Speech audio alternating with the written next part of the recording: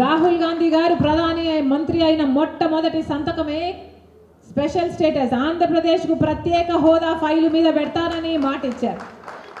ఈ విషయాలన్నీ మనకు ప్రజలకు వివరించాలి. ప్రతి కార్యకర్త ఒక సైన్యంలా మారాలి. ఒక్కొక్కడు ఒక్కొక్క సైనికుడిలా అని నేను అనటం లేదు, ఒక్కొక్కరు ఒక్కొక్క సైన్యంలా మారాలి అంటున్నారు. రెండిటికి తేడా ఉంది. ఒక్కొక్కరు ఒక్కొక్క సైన్యంలా మారాలి.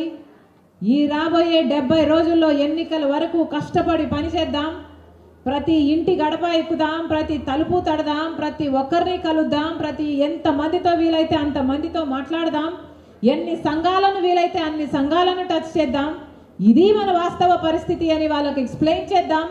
మనం ఇప్పుడు కాంగ్రెస్ పార్టీకి ఓటు వేసుకోకపోతే చరిత్రహీనులుగా మిగిలిపోతాం. మన భవిత మన భవిష్యత్తు మొత్తము నాశనం అయిపోతుంది.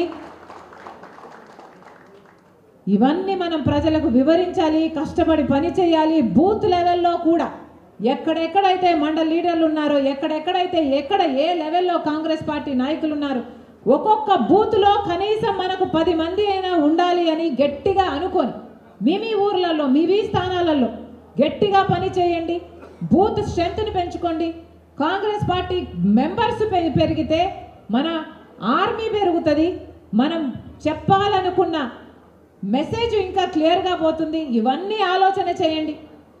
ఊరికే మెంబర్లుగా ఉండడం కాదు, మీరు ఆలోచన చేయాల్సిందల్లా ఈ 70 రోజులు నేను ఎంతమందిని కదిలించగలను, ఎంతమందిని ఇన్ఫ్లుయెన్స్ చేయగలను. ఒక్కొక్కరు ఇన్ఫ్లుయెన్సర్గా మారాలి, ఒక్కొక్కరు ఒక సైన్యంలా మారాలి. ఎంతమందిని వీలైతే అంతమంది శ్రమవంచన లేకుండా ఈ 70 రోజులు పనిచేద్దాం. కాంగ్రెస్ పార్టీ అధికారంలోకి వస్తేనే ఆంధ్రప్రదేశ్కు భవిష్యత్తు ఉంది.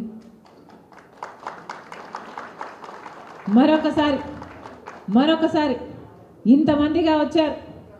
రాజశేఖర రెడ్డి బిడ్డను చూడాలి, కొత్త పిసిసిని ఆశీర్వదించాలి, కలిసి పని చేయాలి, కాంగ్రెస్ పార్టీని బలపరచాలి, రాహుల్ గాంధీని ప్రధానమంత్రిని చేసుకోవాలి. ఇంతమందిగా తరలి వచ్చారు. మరొక్కసారి ఎంత ఉత్సాహంగా ఇక్కడికి వచ్చారో అంతే ఉత్సాహంగా ప్రజలలోకి కూడా వెళ్ళాలి. అంతే ఉత్సాహంగా ప్రతిరోజు ప్రజల మధ్య ఉండి పని చేయాలి. ప్రతిరోజు ప్రజలకు చెప్పాల్సిన మెసేజ్ ఎలా ఒకటే, వైసీపీకి ఓటేసినా బీజేపీకే ఓటు, టీడీపీకి ఓటేసినా బీజేపీకే ఓటు, జనసేనకు ఓటేసినా బీజేపీకే ఓటు. ముగ్గురికి తేడా లేదు. ఏ 3 పార్టీలలో ఏ పార్టీకి ఓటేసినా ఆ ఓటు పడేది మాత్రం బీజేపీ ఖాతాలో. ఇది ప్రజల్లోకి గట్టిగా తీసుకువెళ్ళాలి. బి అంటే బాబు, జే అంటే జగన్, పి అంటే పవన్. మిగతా దేశమంతా బీజేపీకి వేరే అర్థం ఉండొచ్చు, కానీ ఆంధ్ర రాష్ట్రంలో మాత్రం బీజేపీ అంటే బాబు, జగన్, పవన్, వేరే అవసరం లేదు. వీళ్ళు ముగ్గురు ఇక్కడ ఉండంగా బీజేపీకి ఇంకా వేరే ఎవరు అవసరం లేదు. ఈ విషయాలన్నీ ప్రజల్లోకి తీసుకువెళ్ళండి, కాంగ్రెస్ పార్టీని గెలిపించండి. మరొక్కసారి మీ రాజశేఖర రెడ్డి బిడ్డ శిరస్సు వంచి చేతులు జోడించి మనస్ఫూర్తిగా నమస్కరించుకుంటాం. జోహార్ వైఎస్ఆర్, రాహుల్ గాంధీ గారి నాయకత్వం వర్ధిల్లాలి. జాయినింగ్ చేసేయండి అమ్మా, పేరు చదవండి.